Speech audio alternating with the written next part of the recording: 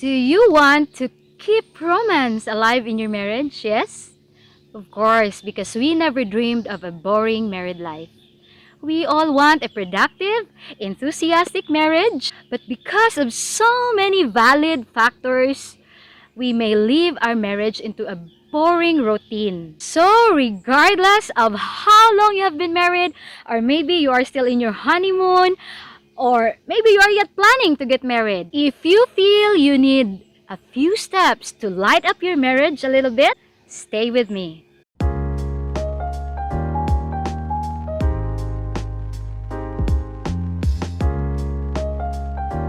I am Limer Grace. This channel is about helping you see and experience how basics work in your relationships.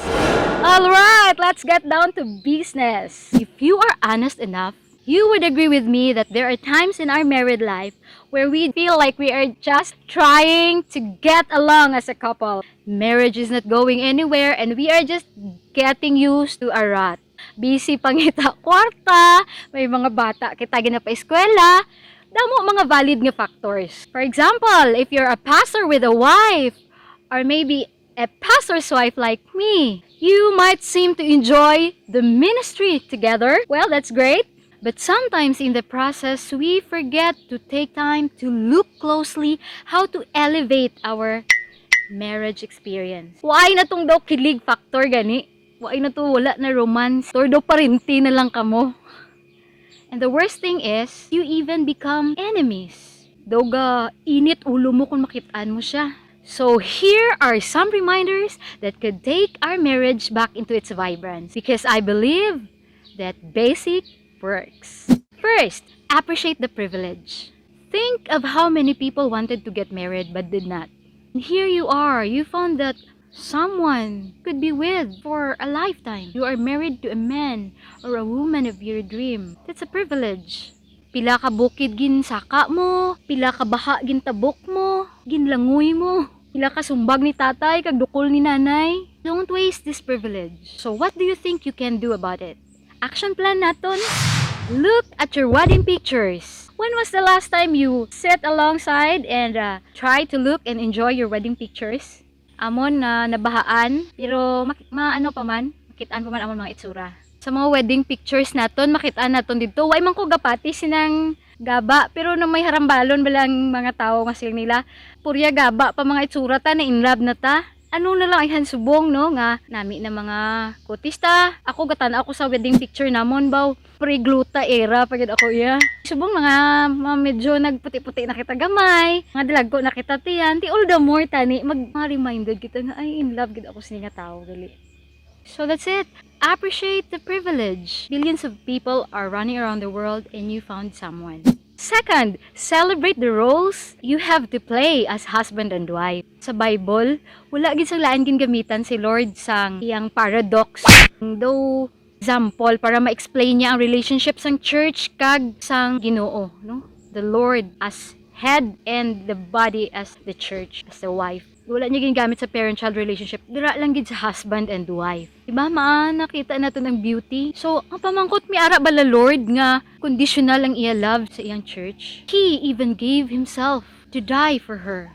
Kung ikaw asawa, may ara bala church nga nagabato sa kay Lord as the head? Why gid, no? She submits to him in everything. Every time mag-share gani si Marvin sining Ephesians chapter 5 verses 22 to 31. Daw naga-remind siya sa akon as I look at him, maga-remind siya sa akon nga ay gani si Marvin siya akon head.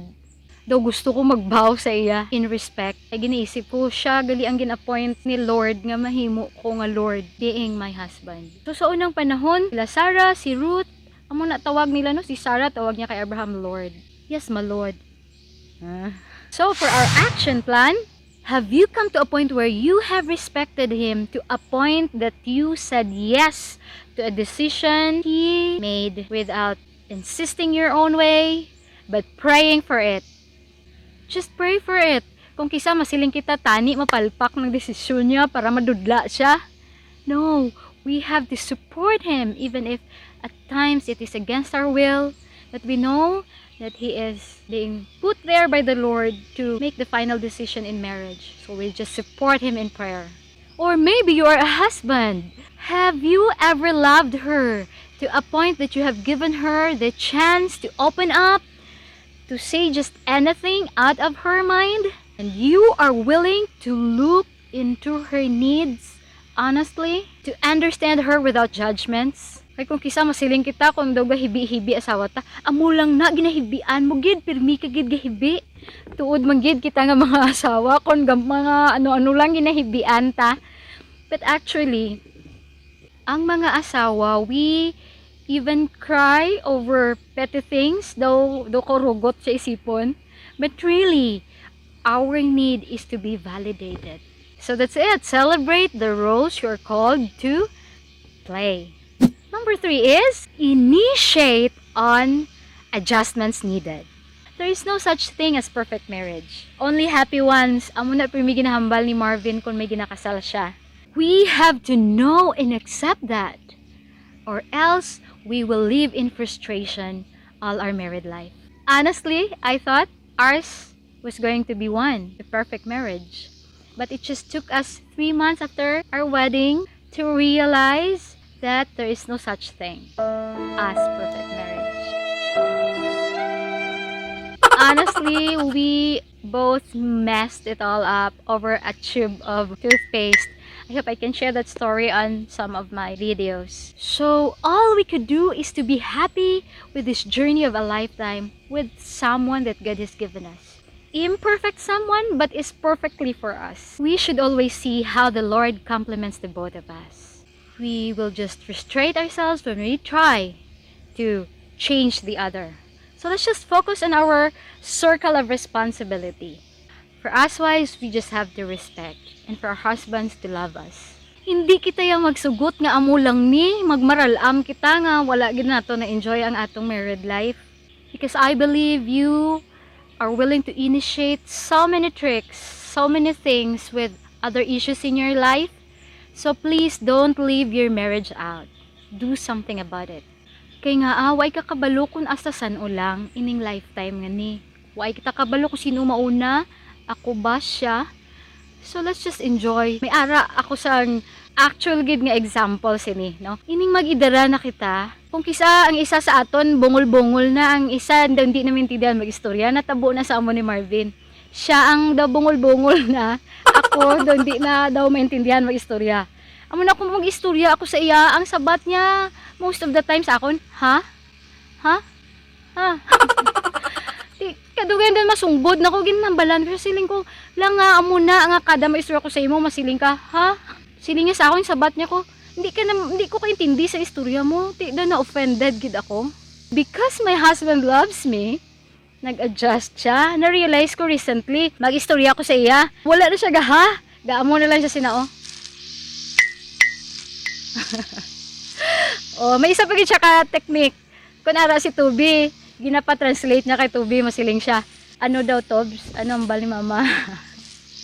So, that's it. We make adjustments. Ti siling sa mga bata ko sa akon. Ti ikaw man, ano man adjustment mo sina? Simple lang. I just take good care of myself. Para nga hasta 41 na kita, daw namin lang gyapon kita tanawon. Hag nagaluto ako sa mga manamit. Kay gusto-gusto ni Marvin ng mga namit na pagkaon. So you can check on my Instagram, limegrace.basics, just a jar of clay. I-follow nyo ko dito, makita nyo dito ang mga ginahimo ko nga mga basic things sa akon nga mga bio. No, hindi kinanglan mahal. Mga pagkaon, mga basta you just go there and follow me on my Instagram. So I hope these things are helpful to you.